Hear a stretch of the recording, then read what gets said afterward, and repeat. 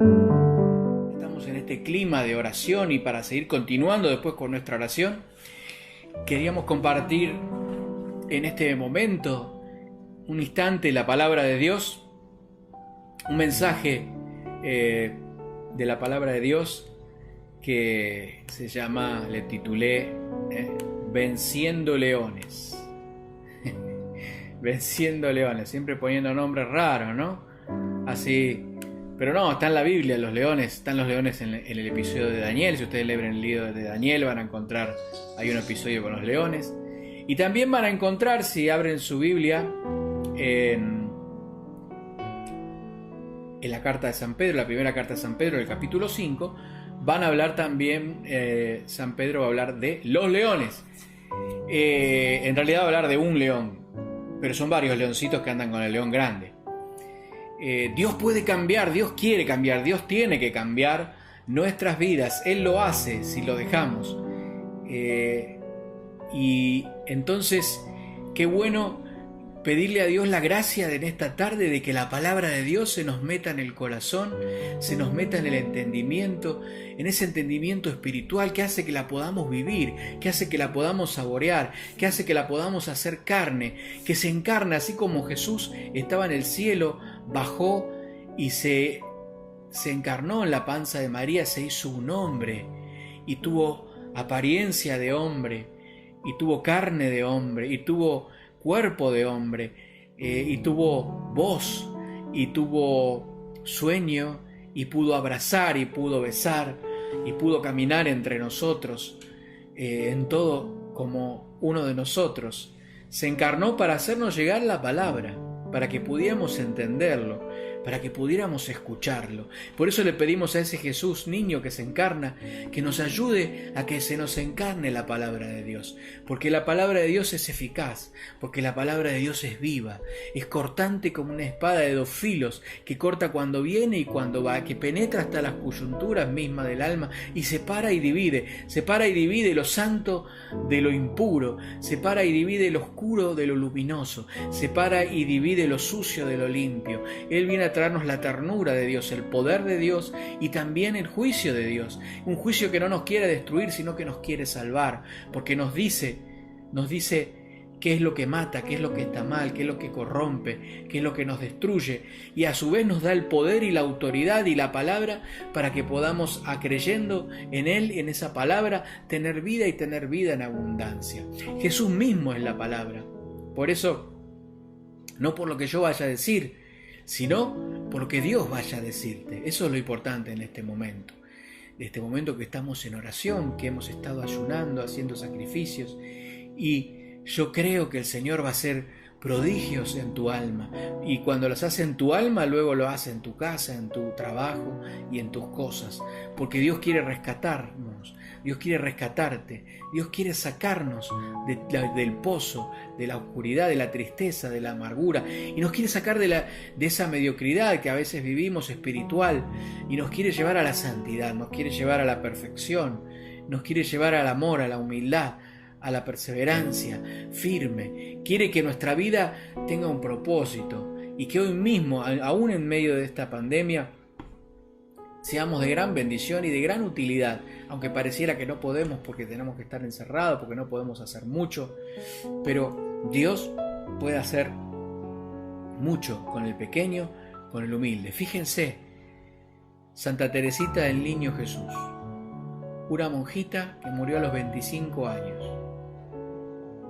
24 me dicen acá. Bueno, 24, 25, no hay mucha diferencia.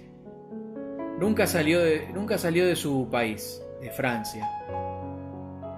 Es más, nunca salió de su pueblo, que fue a 2, 3 pueblos, y después estuvo desde los 15 años en un convento carmelita. Nunca salió a hacer una misión. Y es la patrona universal de la Iglesia por las misiones. ¿Por qué? Porque su alma fue tocada por Dios con ese gran deseo de que todos conozcan a Jesús, de que todos lo amen como ella lo amaba. Y oró y entregó su vida y consumió sus días en ese amor apasionado por Jesús en el Carmelo, haciendo la vida normal de cualquier carmelita, que limpiaba, que atendía a sus hermanas, estaba de formadora de las que recién entraban, que oraba, no hizo nada extraordinario, pero lo hizo todo extraordinariamente bien. El Señor eso es lo que hoy nos está pidiendo. Pero, claro, nos enseña nuestro primer Papa, San Pedro, que en el versículo, vamos a ir al versículo 8. Dice: sean sobrios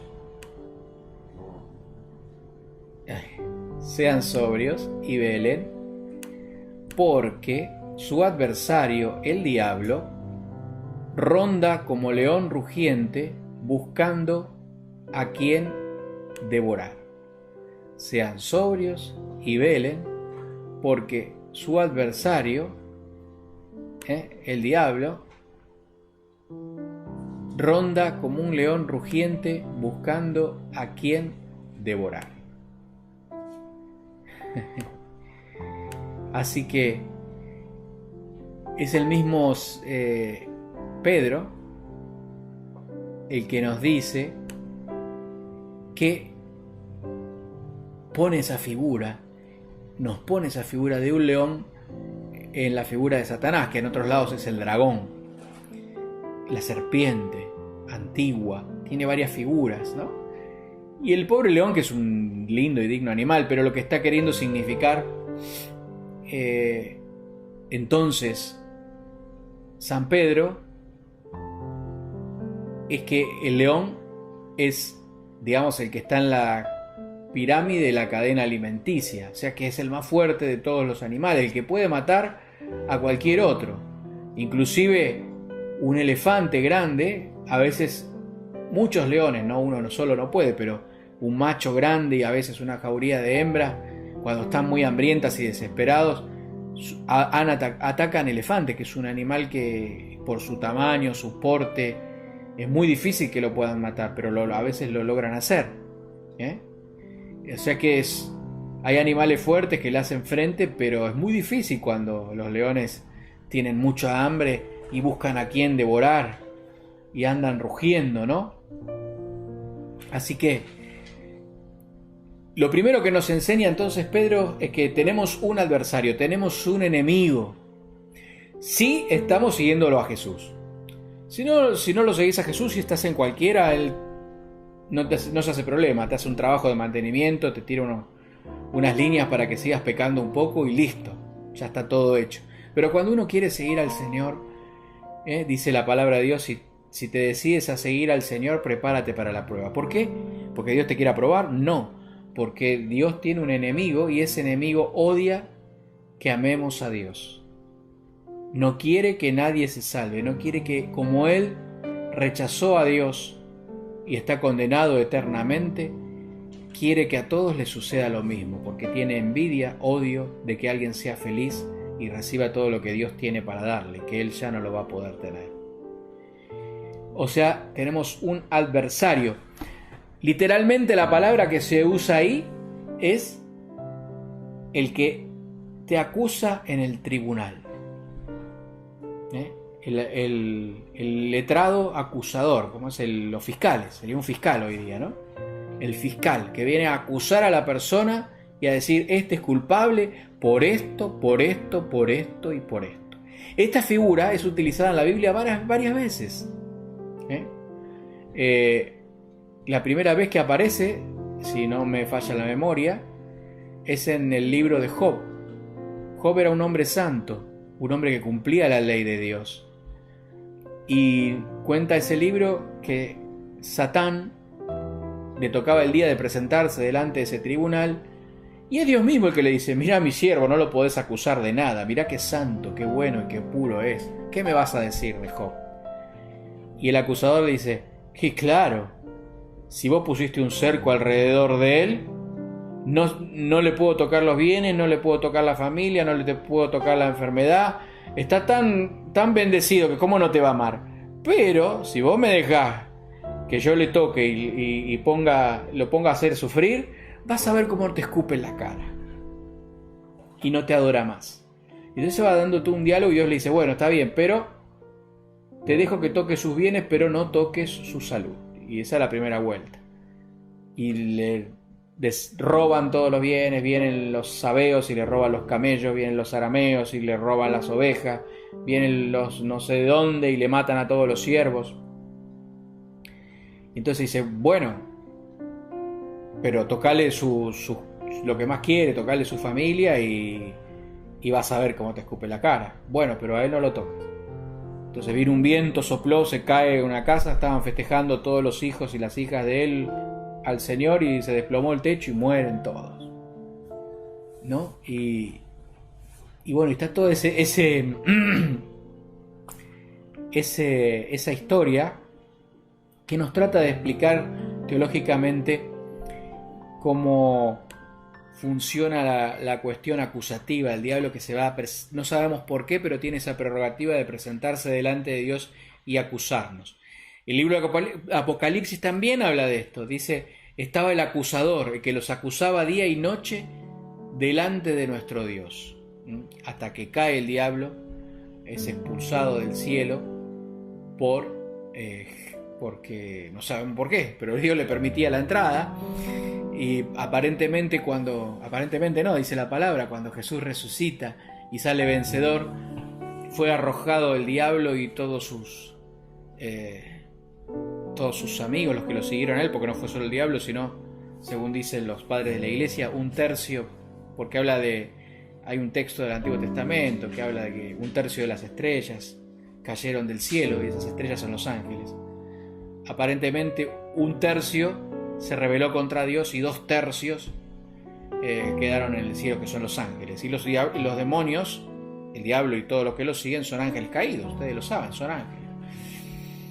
Entonces, literalmente es el que nos acusa en el tribunal. El diablo es el adversario de Dios. Diabolos quiere decir aquel que se opone a Dios, es el adversario de Dios.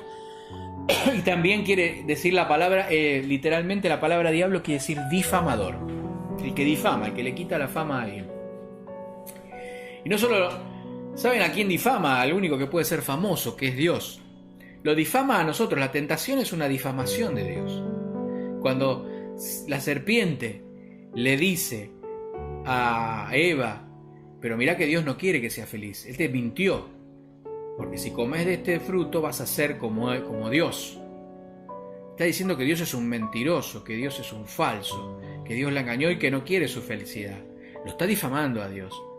La tentación es eso, es una difamación. Y siempre el diablo va a hacer lo mismo, va a decir que Dios no te quiere, que Dios no se ocupa de vos, que Dios se olvidó de vos, mirá porque estás enfermo, mirá el sufrimiento de lo que te tenés que operar y te está sucediendo esto, y mirá la enfermedad que te tocó pasar, y mirá que te abandonó tu marido, y mirá, nunca pudiste ser feliz en pareja, y mirá, y nos difama.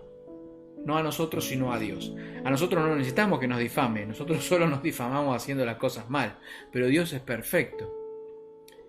El difamador hace eso, dice una mentira sobre alguien para quitarle la fama. Esto se usa mucho en el mundo de la política, por ejemplo. Lo utiliza la gente en los trabajos, difamar a alguien para sacuchar el piso. Todo eso es diabólico, la difamación es diabólica, totalmente diabólica.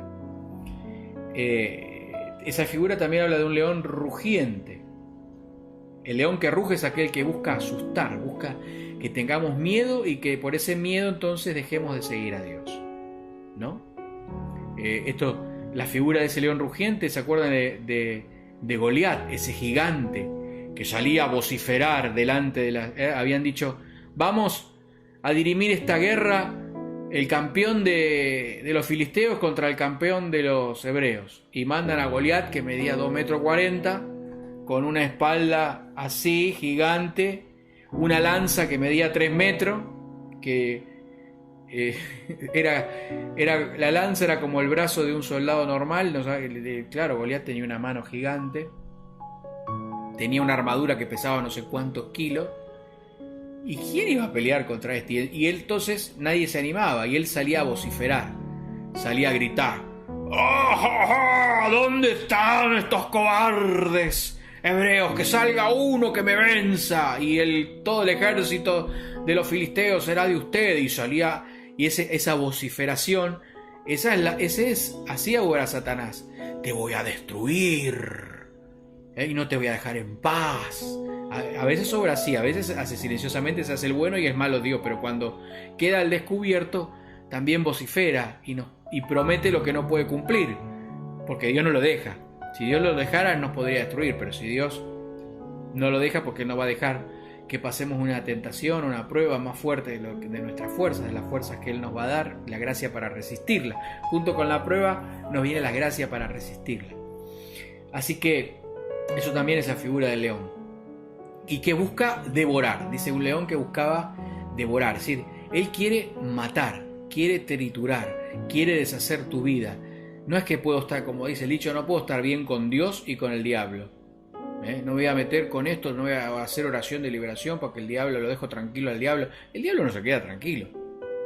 Si vos estás en unión con Dios, va a buscar la manera de separarte, de destruir esa relación y de que termines rechazando, y Él lo que quiere es que todos terminen rechazando y odiando a Dios y escupiéndole en la cara a Dios como Él lo hizo, diciendo a Dios, a que le digamos a Dios, no quiero saber nada con vos. Porque esa es la manera de condenarse, es rechazar a Dios total y conscientemente. Esa es la manera que segura hay de condenarse.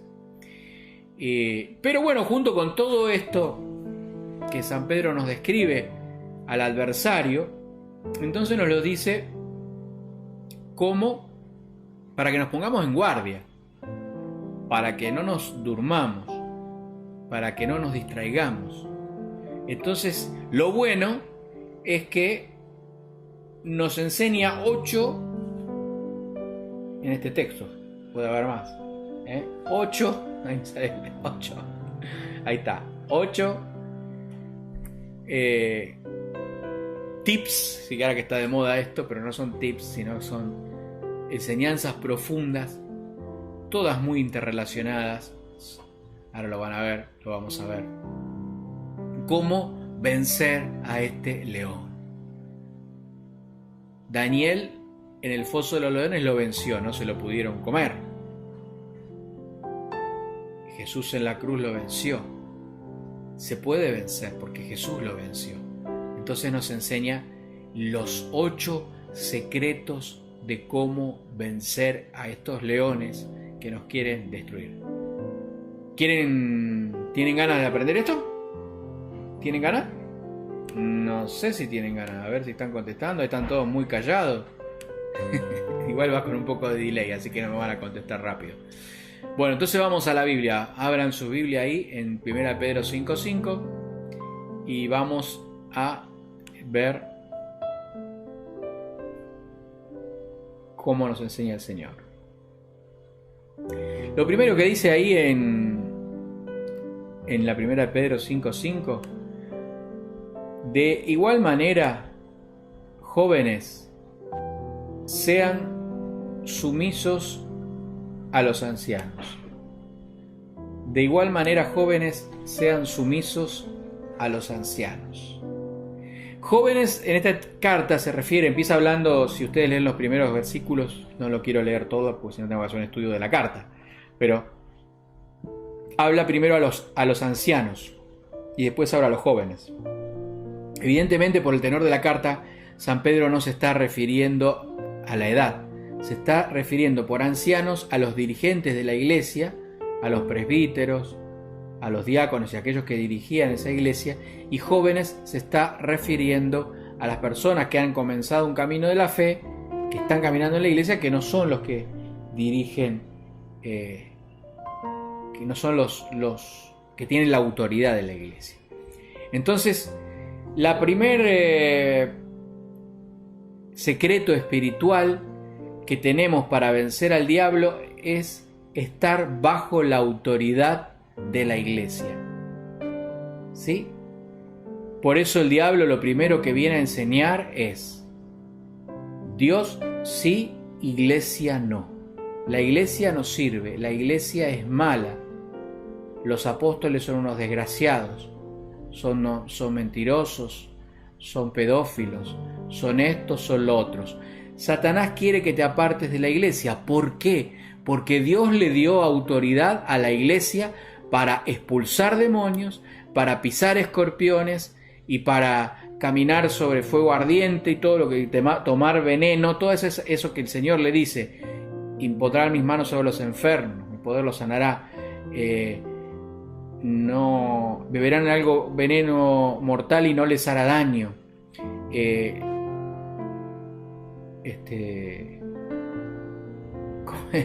tomarán serpientes en sus manos y no les harán daño. Y todas esas cuestiones son una imagen total y completa de Jesús, que le dio autoridad a la iglesia. Tú eres Pedro, y sobre esta piedra edificaré mi iglesia, y el poder de las tinieblas no prevalecerá sobre ella. Hay una promesa de poder sobre la iglesia, y la iglesia tiene una autoridad delegada por Jesús. Le guste o no le guste, a quien le guste o no le guste, así está en la Biblia. Nuestros queridos hermanos separados que leen tanto la Biblia, la leen pero la interpretan como se le da la gana, porque estos textos no tiene poder el que Dios dice, el que crea, sí, el que crea, pero el que crea de los apóstoles. La palabra dice: estas serán las señales que acompañarán a los que crean. Pero ¿a quién les estaba hablando Jesús? A los que crean, de los que Él delegó su autoridad. Si Él delega la autoridad y la persona no lo cree, esa autoridad por sí misma no subsiste. Pero al que cree, y Dios le ha delegado, le ha dado poder y autoridad, entonces tiemblan los infiernos. Y por eso lo primero que va a hacer siempre el diablo es quitarle la autoridad, al querer quitarle la autoridad a la iglesia. Está desesperado por hacer eso en el mundo. Y está desesperado por hacer eso dentro de la misma iglesia, creando divisiones. Y entonces la gente dice: al Papa no le creo, el Papa Francisco no tiene autoridad, porque es ilegítimo. Entonces cada uno decide que Papa es legítimo, que Papa es ilegítimo. Te ponen un párroco que no te gusta la cara, no, el obispo se equivocó. Y yo con esto no estoy diciendo que todos los párrocos sean santos, ni con esto estoy diciendo que todos los papas hayan sido santos. Lo que estoy diciendo es que no tiene que haber una rebeldía, tiene que haber una sumisión, es decir, tiene que haber permanecer bajo la autoridad, aunque no sea perfecta la autoridad. ¿Se entiende esto? Es muy sencillo. Satanás, el principio de su condenación fue la rebelión a la autoridad de Dios. Por eso él no soporta a las personas que saben someterse a la autoridad. No los entiende. Él dice: ¿cómo no se...? Y va a lograr buscar de todas las maneras que te enojes, que te subleves, que te apartes, porque hay dos formas de... Una cosa es oponerse a la autoridad, y la otra es decir: me importa lo que diga la autoridad, yo hago lo que a mí se me da la gana. Como el hijo ese que Dios le dijo, tenía 2 hijos y los mandó al campo, y uno le dijo: sí, papito, yo voy a hacer lo que vos me digas, y después hizo lo que quiso. Y dice Jesús, y el otro se enojó, dijo: no voy a hacer nada, y después lo hizo. ¿Cuál de los dos cumplió la voluntad de su padre?, le dice a los fariseos. Y bueno, dice el segundo, el que se enojó, igual hizo y el otro dijo que sí, yo te voy a hacer todo. Hay gente que sí, parece que es muy buena, que no se revela nada, pero hace lo que se le da la gana. Eso es rebelión, eso es no ser sumiso a la autoridad, eso es hacer lo que cada uno quiere. Y eso lo tenemos que analizar cada uno de nosotros. Pero, ojo, por este principio, por esta puerta, entra el león rugiente y luego destruye toda tu vida. He visto muchas personas que tenían todo para ser grandes siervos, siervas de Dios, poderosos en palabra, en obra, para cambiar vidas, y que, tentados por el tentador, se apartaron de la iglesia, porque el tentador siempre pone algo que está en contra de lo que la iglesia enseña. Entonces, no, yo voy a vivir cristianismo a mi manera, la iglesia está equivocada. No, hermano, la iglesia no está equivocada, porque todo lo que enseña la iglesia, todo lo que está en los dogmas proclamados oficialmente, todo lo que está en la palabra de Dios, es lo que Dios quiere. Y desobedecer la autoridad, cuando es de forma así como les estoy diciendo, no que el cura me diga, bueno, venía a lavar los baños, no estoy hablando de eso, estoy hablando de las cosas serias, de la fe. Cuando uno decide vivir la fe como uno quiere y no como Dios manda, y eso está interpretado y dicho y expresado por la iglesia, por la autoridad de la iglesia, entonces ahí ya Satanás gana la batalla seguro. Y lo primero entonces es la sumisión a los ancianos. Y después habla a los dos, habla a toda la iglesia, a las autoridades y a los que no somos autoridades. Dice, revístanse de humildad en sus mutuas relaciones. Revístanse de humildad en sus mutuas relaciones. Es decir, tenemos que mantener relaciones basadas en la humildad. Las relaciones no se tienen que basar en la competencia, no se tienen que basar en el poder, no se tienen que basar en la conveniencia, no se tienen que basar en a ver quién es mejor, se tienen que basar en la mutua humildad. Esto es ya para que no sean destruidas las familias, para que no sean destruidas las comunidades. Tiene que haber una mutua humildad. Cuando, vos que me vas a venir a decir, ahí las grietas se hacen porque no hay humildad, ni de un lado ni del otro. Cuando falta la humildad, no escucho. Es lo que yo digo, es lo que yo pienso, es mi manera de ver las cosas y me importa tres pepinos lo del otro. Tengo que imponer mi voluntad por sobre la del otro. Y ahí se arman las batallas campales, los odios, las contiendas, las envidias, las iras, las peleas, las luchas de poder. Las luchas se arman en el mundo, se arman en las familias y se arman aún dentro de la iglesia, aún dentro de los grupos de oración. No acá en Argentina. Sí, pero si me están viendo de otro país, esto puede suceder en los grupos de oración de otro país, acá no, porque somos todos santos. Pero esto es lo que hace Satanás: destruir, meterse en las mutuas relaciones buscando exacerbar el ego, el yo, creernos cada uno que somos más santos o mejores que los demás. Y la humildad es simplemente andar en la verdad. Puedo tener algunas cosas buenas que el Señor me ha dado, sin duda, pero también tengo un montón de defectos y tengo que ser consciente de esos defectos, de esas pequeñeces, de esas cuestiones, de que no somos nada, somos una nada, hermano. Como decía esa santa Teresita, lo que ama Dios de mi pequeña alma es que ame mi pequeñez y mi pobreza. Esa es la aceptación de la pequeñez y de la pobreza propia, de verdad concientizada, hace que yo acepte la pequeñez y la pobreza de mi hermano y de mi hermana. La humildad entonces está en la aceptación de lo pequeño, de la aceptación de las debilidades, en la aceptación de nuestras fragilidades. Si yo no soy consciente y no acepto las mías, poco voy a poder ser consciente y aceptar la de mi hermano. Y yo les aseguro que cuando uno se enoja mucho con alguien, cuando uno no se lleva bien con alguien, cuando uno se embronca con alguien en la familia, en los trabajos, en la iglesia o donde sea, cuando uno se saca con alguien, es porque en esa persona estoy viendo los defectos que no veo en mí, porque tengo unos anteojos negros. Es así, es garantizado. Yo lo he experimentado en carne propia, el Señor me ha enseñado y esto es una ley hasta psicológica. Es así. Lo que yo no veo en mí, lo voy a ver en otro, y porque yo veo un defecto en otro que yo no tengo, no me enoja. Uy, mirá, tiene tal defecto. Vamos a orar para que cambie. Pero cuando me revienta la forma de ser del otro, cuando hay algo que me enoja del otro, porque vos sos así, es porque yo soy así. Y no me estoy dando cuenta de mi gran defecto. Y necesito esa humildad para revestir las relaciones. Y cuando esto se empieza por uno, ¿quién tiene que empezar? Y tengo que empezar yo. el que se da cuenta.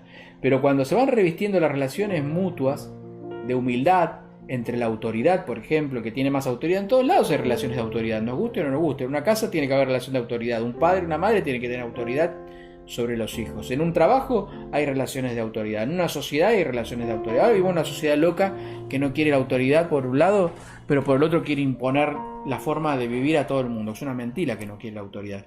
El que no acepta la verdadera y sana autoridad se convierte en un autoritario. Sea eclesialmente, sea políticamente o sea familiarmente. La autoridad es fundamental, es esa autoridad paterna, esa autoridad amorosa, esa autoridad constructiva, que es un servicio. Y cuando encuentra del otro lado, vos tenés un servicio amoroso, humilde, no autoritario, y tenés una respuesta de aquellos que están siendo acompañados, servidos, en esa relación del tipo que sea, cuando se da esta relación mutua, nos revestimos de humildad, entonces se empieza a construir lo que Dios quiere. Si no, el diablo se mete la cuña ahí y destruye todo. ¿Y por qué? Porque Dios, dice el texto, citando al Antiguo Testamento, Dios resiste a los soberbios y da su gracia a los humildes. ¿Qué quiere decir este texto? Nosotros, para poder vencer a Satanás y para poder ser santos y poder cambiar, la única manera, no hay otra, necesitamos de la gracia abundantísima de Dios. Pero si nosotros estamos en una posición de soberbia, el que es soberbio lo quiere lograr todo por sí mismo, no necesita nada de Dios. El soberbio es el rico de la Biblia. Cuando la Biblia habla del rico, que Jesús dice que los ricos no pueden entrar al reino de los cielos, no se está refiriendo a los que tienen plata. Se está refiriendo a los soberbios. Se estaba refiriendo a los fariseos, que decían: no necesito nada de Dios porque yo ya soy santo. Es ese que se entró en el templo y dijo: Señor, te doy gracias porque no soy como los demás. No soy como ese publicano. No tenía ninguna conciencia de pecado. No tenía ninguna conciencia de su fragilidad, de su debilidad, de sus errores, de los daños que le había hecho a los demás y a sí mismo. Se sentía santo, puro e inmaculado. Cuando alguien se siente así, se autopercibe santo, se autopercibe mejor que los demás, se autopercibe que está por encima del otro. Es un soberbio, y el soberbio no puede recibir la gracia de Dios para salvarse, para transformarse y para ser santo. Por lo tanto, Dios resiste la soberbia, es decir, no puede darle nada, porque no es que Dios resista, es la soberbia misma la que resiste que Dios le dé algo. Y da su gracia a los humildes. ¿Por qué? Porque el humilde dice: necesito de Dios. El humilde reconoce que sin Dios no me puedo salvar, no puedo cambiar mi carácter, no puedo dejar de ser como soy, no puedo dejar de ser insoportable aún para mí mismo. Entonces el que reconoce lo que necesita es aquel que se abre a Dios y le dice: Señor, te necesito. Y cuando uno le dice: Señor, te necesito, y se abre la gracia de Dios cae abundantemente. Amén. Entonces, primer punto, permanecer bajo la autoridad de la Iglesia de Dios. Segundo punto, mantener las relaciones basadas en la humildad. Y tercero, recibir todo por la gracia de Dios, pasando de la soberbia a la humildad. Vamos al cuarto, a ver qué nos dice el Señor en el cuarto punto. Está todo muy relacionado. Dice: humíllense pues bajo la poderosa mano de Dios, para que llegada la ocasión los levante o los ensalce. Humíllense pues bajo la poderosa mano de Dios, para que llegada la ocasión los ensalce. Humillarse bajo el poder de Dios. ¿Qué es humillarse? ¿Cómo explicar esto? ¿Cómo explicar? Uy, ya me fui mal. ¿Cómo explicar esto? ¿Cómo humillarse? Humillarse es decir, en la vida hay situaciones que van a venir a limar. ¿Vieron cuando algo no entra en un lugar y lo tenés que recortar o limar para que entre? Cuando tenemos un ego grande así, no entra en el corazón de Dios. Tiene que estar limado. Y la humillación, no que la humillación pública, que alguien te humille, sino el humillarse, el abajarse, el bajar el copete, tiene que ser algo voluntario y decidido. Es una decisión del ser humano. Pero ¿cómo se logra?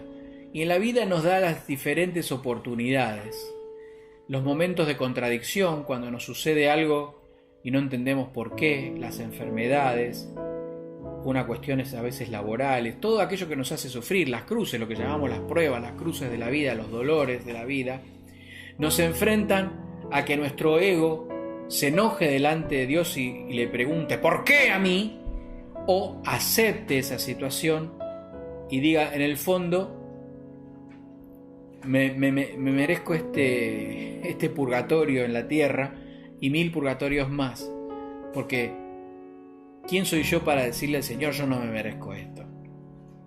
¿No? Y no pasa por lo intelectual, esto pasa por una confianza del corazón.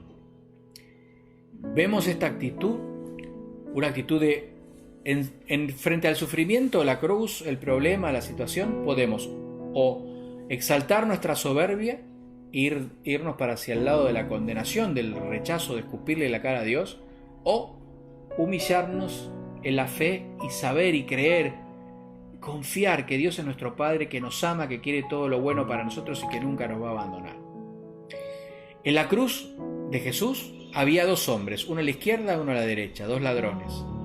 Los 2 merecían la condenación, los 2 merecían la cruz, Jesús no la merecía. Eso representa la humanidad. Toda la humanidad merece la cruz, merece ser condenado, merece el sufrimiento, merece el castigo. El único que no lo merece es Jesucristo, porque fue el único santo, sin mancha alguna. Ahora, cuando uno está condenado en la cruz, en esta nueva concepción del sufrimiento que viene a reconfigurar Jesús, a darle un nuevo sentido y una salida, podemos tomar 2 opciones. La de un ladrón que se enoja, se ensorbece, le dice: si sos Dios, bajate de la cruz y bajanos a nosotros, bajame de la cruz, ¿por qué tengo que estar viviendo esto? No me lo merezco, si no, no sos Dios. Bajame de esta enfermedad, bajame de este dolor, bajame de este problema, si no, no sos Dios. Y si esa gente que dice: mirá, ¿no ves que hay este nene que está enfermo? Si Dios existiera, esto no pasaría.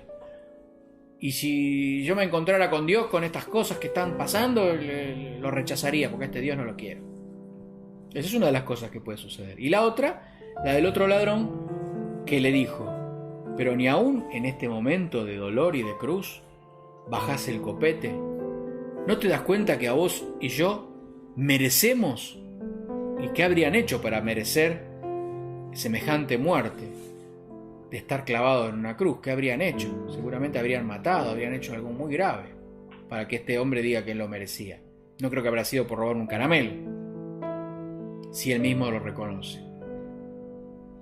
Y entonces se humilla, reconoce que él merece el castigo, y en esa humildad se abre a Dios y le dice a Jesús: acuérdate de mí esta noche, acuérdame de mí cuando estés en tu reino. Y está esa famosa frase que Jesús le dice: yo te digo que esta noche estarás conmigo en el paraíso. Y realmente ese momento de cruz, esa historia, es la que nos da a cada uno de nosotros la alegría de saber que este hombre está en el paraíso, porque Jesús mismo se lo dijo, y que si él, habiendo sido merecedor de semejante condena, fue perdonado y fue llevado con el Señor, nosotros, si tomamos la misma actitud en los momentos duros, dolorosos de la vida, en nuestras cruces, y seguramente en el momento de nuestra cruz definitiva, cuando tengamos que pasar de este mundo al otro, Si tenemos esa misma actitud, terminaremos en el mismo lugar. Por eso, humillarse bajo el poder de Dios, esperando que nos levante, es esa imagen de la cruz. Él se humilló bajo el poder de Jesús crucificado, esperando que Dios lo levante, y Dios lo levantó. Gloria a Dios. Permanecer bajo la autoridad de Dios, mantener las relaciones basadas en la humildad mutua, recibir todo por gracia, humillarse bajo la poderosa mano de Dios, y después tenemos otras 4 más, las vamos a hacer rápido porque se nos va a ir la hora. Dice: confíenle todas sus preocupaciones, dice el verso 7, pues Él cuida de ustedes. Confíenle todas sus preocupaciones. Quería poner otro color. ¿Qué color puse? Quería cambiar el color y le puse el mismo color. Bueno. Confíenle todas sus preocupaciones, pues Él cuida de ustedes. Confiar nuestras preocupaciones a Dios, sabiendo que Él cuida de nosotros. Es la fe, esta confianza de todo lo que me preocupa, de todo lo que me duele, de todo lo que no sé, lo que no entiendo. No es enojarme por lo que me está pasando, es transformarlo en confianza. Dios cuida de mí. Satanás quiere que desconfíes de Dios, y Dios te da el poder y la gracia de confiar en Él a través de nuestra oración, de nuestra entrega. Cuando uno confía en Dios todas las preocupaciones, Él cuida de nosotros y una paz tremenda inunda tu vida. Amén. Número 6. Velar con sobriedad. Sean sobrios, dice, y velen. Sean sobrios y velen. La sobriedad, el ebrio es el que se emborracha, el sobrio no se emborracha. La sobriedad en el comer, en el tomar. Y acá está hablando Jesús, seguramente, la sobriedad y el velar, pero en el interior, en el espíritu, que está conectado con, obviamente, una persona borracha que se droga, que hace determinadas cosas, o cuando uno come mucho no puede ni orar. Está conectado bastante lo corpóreo, por supuesto, en el ser humano con el alma, pero está hablando de esa sobriedad, no estar perdido en mil cosas. Y ahora estoy todo el día mirando Netflix, y después hago esto, y después hago lo otro, y después hago aquello. Tengo la mente por acá y por allá, y tengo que tener una sobriedad para estar haciendo mis cosas, hago mi trabajo, limpio mi casa, pero mantengo mi interioridad sobria para estar siempre conectado con el Señor, para estar atento, para velar, velar por nuestra alma, velar por la situación, estar atentos a cómo está nuestro corazón, si estamos unidos con Dios o no, si estamos permaneciendo en esa unión con Dios, que estamos, estar prevenidos. Habla mucho la Biblia de esto, de velar, de estar precavido, de estar atento, de estar en oración, de estar ayunando, de estar leyendo la palabra, estar en lo espiritual todos los días constantemente alimentándome, porque no sé cuándo es el día y la hora, no sé en qué momento puede venir ese león rugiente y comerme. Es como esos animales que están tomando el agüita tranquilo, viene el león y ¡zrácate! No, vieron que los animales cuando están atentos, unos están tomando agua pero los otros están mirando. Me encanta, alguna vez, no sé si alguien tuvo poder ir al zoológico que está en Escobar, que están las suricatas. No sé si conocen las suricatas, hay una película. Y no hay nada, ahí las suricatas están pobres atrás de un vidrio, pero en la naturaleza vienen unos animales y se las comen. Entonces están todas las suricatas comiendo, paseando, pero en la parte más alta hay una que está subida y está todo el tiempo. Y si no, que estará mirando porque no va a venir ningún león a comérsela. Pero es su naturaleza y expresa justamente esto del cristiano, de estar mirando, atento, no obsesionado, pero sí velando, sí, y esto los hermanos en la comunidad nos ayudamos a esto. ¿Qué te pasa? Estoy notando que te pasa algo. ¿Qué te está pasando? Por eso cuando uno se aleja de la comunidad, pierde también eso. Y bueno, a veces también podemos estar en comunidad y cada uno distraído en lo suyo y no velar por el hermano. Tenemos que velar unos por otros. En la familia tenemos que velar unos por otros. A través de la oración, a través del mirar, de estar atento de lo que al otro le pasa, de preguntarle qué le pasa, ¿no? Y esto tenemos que hacerlo también con nuestra propia alma, con nuestra propia vida, ¿no? Hacer una revisión de cómo estuvimos viviendo nuestros días, cómo está nuestro corazón. Para pedirle perdón a Dios por lo que haya que pedir perdón y para meterle fuerza a la oración, a los sacramentos, a lo que tengamos que hacer para salir de algunas situaciones que a Dios no le agradan para nada y que son peligrosas para nuestra alma. Después, bueno, dice: confíen en su preocupación, resístanle firmes en la fe, resístanle firmes en la fe. Este es otra de los tips que tenemos que tener: resistir firme en la fe, permanecer en la fe, permanecer creyendo, permanecer orando, permanecer buscando la palabra de Dios, permanecer reuniéndome en comunidad. Todo aquello que alimenta la fe lo resisto los embates del enemigo porque me permanezco firme en la fe. Y sabiendo que sus hermanos que están en el mundo soportan los mismos sufrimientos. El Dios de toda gracia, que los ha llamado a su eterna gloria, después de breves sufrimientos los restablecerá, afianzará y robustecerá y consolidará. O sea, aceptando el sufrimiento momentáneo, teniendo esa conciencia. Cuando uno piensa que el sufrimiento no se va a acabar nunca, eso es un infierno. El infierno es el sufrimiento que nunca acaba. Pero el sufrimiento momentáneo, yo sé que se va a acabar, ese es un purgatorio, después va a haber cielo. Entonces es fundamental esto, aceptarlo. Si el sufrimiento me produce un duelo, algo que se nos muere, puede ser la salud, que puede ser un trabajo, que puede ser una situación que tenía económica, una situación afectiva. Cuando uno pierde algo, se produce un duelo. Mientras yo no largo eso, que ya no está, que ya no va a estar, que ya no va a ser lo mismo, porque no va a ser así nunca más, porque algo cambió, algo es diferente, y tengo que hacer el duelo. Y el duelo tiene que ver con la aceptación de una nueva realidad.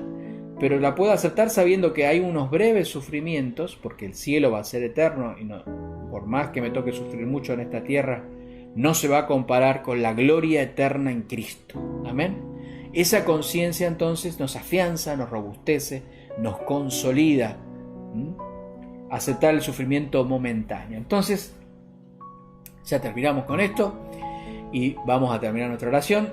Les repito estos 8 puntos: permanecer bajo la autoridad de la Iglesia de Dios, mantener relaciones basadas en la humildad, recibir la gracia de Dios pasando de la soberbia a la humildad, humillarnos bajo el poder de Dios esperando a que Él nos levante, confiarle todas nuestras preocupaciones sabiendo que Él se ocupa de nosotros, velar con sobriedad todos los días, no dejarnos, no nos durmamos porque vamos a ser cocodrilo que se duerme en cartera, resistir firmes en la fe, alimentándonos con todas las cosas que tienen que ver con la fe, y aceptar el sufrimiento momentáneo.